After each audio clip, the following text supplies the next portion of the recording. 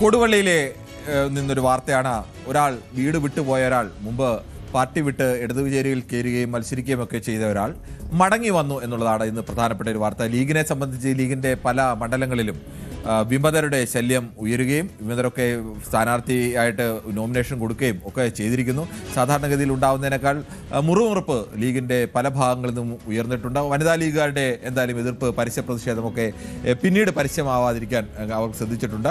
പക്ഷേ അതിനിടയിൽ ലീഗിന് സന്തോഷകരമായ ഒരു വാർത്ത. കൊടുവള്ളി മുൻ LDF സ്ഥാനാർത്ഥിയും MLA യും ഒക്കെ ആയിരുന്ന കാരാട്ട് റസാക്ക് വീണ്ടും ലീഗിലേക്ക് മടങ്ങിയെത്തി എന്നുള്ളതാണ്.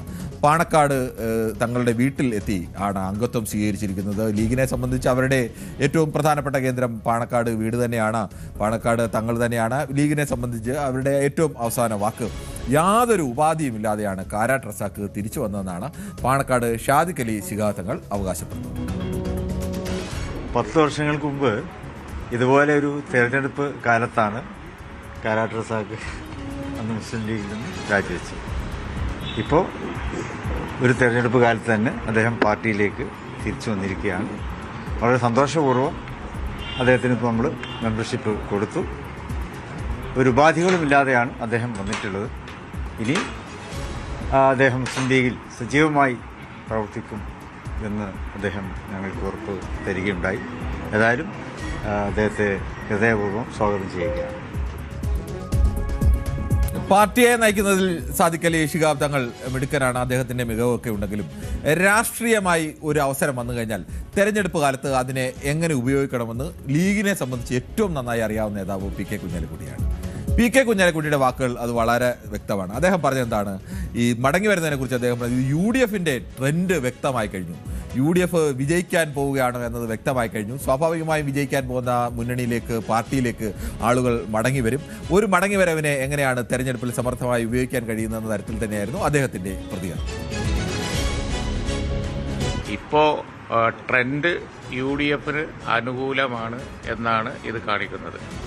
അവർ ലീഗിലെ ആളുകളെ, സ്വതന്ത്രന്മാരെയൊക്കെ പിടിച്ച് പണ്ട് കളിച്ച പോലെ കളിക്കാൻ കഴിയും എന്നാണ് കരുതിയത്.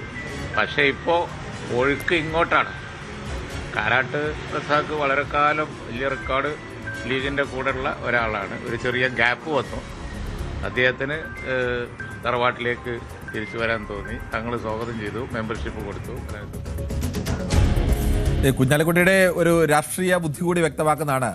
ഈ മടങ്ങി വരുന്നതിനെ സ്വാഗതമൊക്കെ ചെയ്യുമ്പോഴും ചെറിയൊരു കുത്തുകൂടി കാരാട്ട് റസാക്കിന് കൊടുക്കുന്നുണ്ട്. ട്രെൻഡ് ഇവിടെ അനുകൂലമായപ്പോൾ ഇങ്ങോട്ട് വരുന്നു. പണ്ട് ട്രെൻഡ് എതിരായി നിന്നപ്പോൾ അങ്ങോട്ട് പോയ ആളാണ്. ഇപ്പോൾ ഒരു ചെറിയ വിടവൊക്കെ വന്നു എന്നുള്ളത് കൂടി പറയുന്നു. അവിടെയാണ് ഈ എക്സ്പീരിയൻസ്ഡ് ആയ പൊളിറ്റിക്കൽ ലീഡർമാരുടെയൊക്കെ ഒരു വാക്കുകളിലെ ശ്രദ്ധ. അവരെങ്ങനെയാണ് വാക്കുകൾ ഉപയോഗിക്കുന്നതെന്ന് ശ്രദ്ധിക്കാൻ മനസ്സിലാവും. അവർ ഈ തരത്തിൽ രാഷ്ട്രീയമായി ഉപയോഗിക്കേണ്ടതിനെ സ്വന്തം നിലയിലേക്കും അപ്പോൾ തന്നെ എതിരാളിക്ക് കൊടുക്കേണ്ട കുത്ത് ആ തരത്തിൽ തന്നെ, എന്നാൽ പുറമേക്ക് മനസ്സിലാവാത്ത രീതിയിൽ അത് ചെയ്യുകയും ചെയ്യും. എന്നാൽ എന്തായാലും കാരാട്ട് റസാക്കിൻ്റെ വാക്കുകൾ കേൾക്കാം. അദ്ദേഹം പറയുന്നത് മദ്രസ അധ്യാപക ക്ഷേമനിധി ബോർഡിൻ്റെ ചെയർമാൻ ആയിരുന്നു. ഈ ചെയർമാൻ സ്ഥാനം ഉടൻ രാജിവെക്കുമെന്നൊക്കെയാണ് പറയുന്നത്. ഇനിയിപ്പോൾ എന്തായാലും അതിൻ്റെ കാലാവധി, ഈ സർക്കാരിൻ്റെ കാലാവധി വന്ന് പുതിയ സർക്കാർ വരാൻ പോകുമ്പോൾ, പാർട്ടി മാറുമ്പോൾ അത് രാജിവെക്കല്ലാതെ മറ്റു വഴിയിൽ. എന്തായാലും റസാക്കിൻ്റെ വാക്കുകൾ കേൾക്കാം. തറവാട്ടിലേക്ക് തിരിച്ചു വന്ന് മാതൃസംഘടനയിൽ പ്രവർത്തിക്കുക എന്നുള്ളത് മാത്രമാണ് ഇപ്പോൾ ലക്ഷ്യമുള്ളൂ.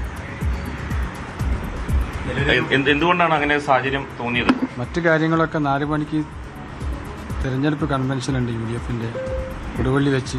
അവിടെ വെച്ച് നമ്മൾ സംസാരിക്കാം. ബോർഡ് ചെയർമാൻ സ്ഥാനം തുടരില്ല. ഇല്ല, രാജിവെക്കും. നേരത്തെ PA മുഹമ്മദ് റിയാസ് ഉൾപ്പെടെയുള്ള ആളുകൾക്കെതിരെയാണല്ലോ പറഞ്ഞിരുന്നത്. അതൊന്നും പരിഹരിച്ചില്ല പാർട്ടി. ആ രീതിയിൽ പരിഹരിക്കാൻ അവർ ശ്രമിച്ചിരുന്നില്ല. പരിഹരിക്കാത്തത് കൊണ്ടാണല്ലോ പുനർചിന്തനം നടത്തേണ്ടി വന്നത്. രാത്രി എടുത്ത തീരുമാനം. ഉപാധികളൊന്നുമില്ല.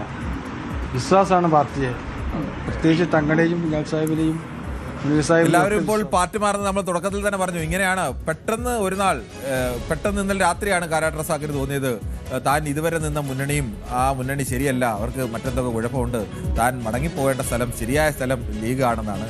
എല്ലാവരും ഇങ്ങനെയാണ് പറയുന്നത്. ഏകദേശം ഏറെക്കുറെ സ്വരം സിനിമ ഡയലോഗ് പോലെ നമ്മളുടെ രണ്ടുപേരുടെയും സ്വരം ഒരുപോലെ ഇരിക്കുന്നു എന്ന് പറയുന്നത് പോലെയാണ് പോകുന്നവരെല്ലാവരും പറയുന്നത് ഒന്ന് തന്നെയാണ്. അതിന് PK ഫിറോസിന്റെ പ്രതികരണമുണ്ട്. PK ഫിറോസ് പറയുന്നത് അത് കൊടുവള്ളിയിൽ മാത്രമല്ല, സമീപ മണ്ഡലങ്ങളിലാകെ UDF അനുകൂലമായ ഒരു സാഹചര്യം ഉണ്ടാക്കും. അത് UDF വലിയ നേട്ടമാണ് എന്നൊക്കെയാണ്. LDF പിടിച്ചു നിൽക്കാൻ കഴിയില്ല എന്നതുകൂടി പറഞ്ഞു വെക്കുന്നത് ചില ലീഗുകാരൊക്കെ ഇപ്പോൾ LDF സ്വതന്ത്ര സ്ഥാനാർത്ഥികളായി വരുന്ന ഘട്ടത്തിൽ കൂടിയാണ്. ഫിറോസിന്റെ വാക്കുകൾ.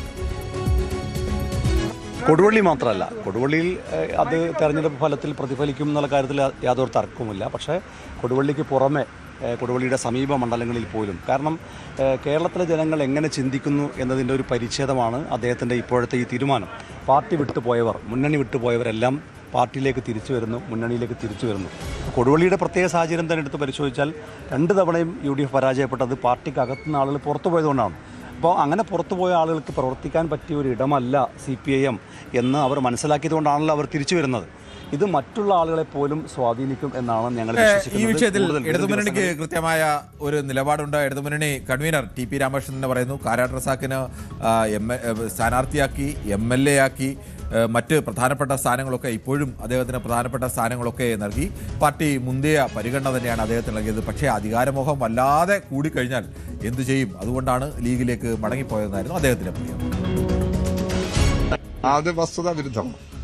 അദ്ദേഹം MLA ആയിരുന്നു. MLA സ്ഥാനം ഒഴിഞ്ഞതിന് ശേഷം വേറെ ഗവൺമെന്റുമായി ബന്ധപ്പെട്ട ഭരണസ്ഥാപനങ്ങൾ അദ്ദേഹം ചുമതല നിറവേറ്റിയിട്ടുണ്ട്. എന്താണ് അദ്ദേഹത്തെ പിടികൂടിയ താല്പര്യമെന്ന് പറയാൻ സാധിക്കില്ല.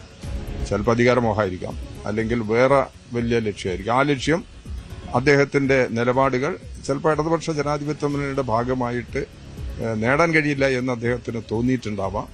അതുകൊണ്ടാണ് കൂടുതൽ വാർത്തകൾക്ക് News 18 Keralam YouTube channel subscribe ചെയ്യുക.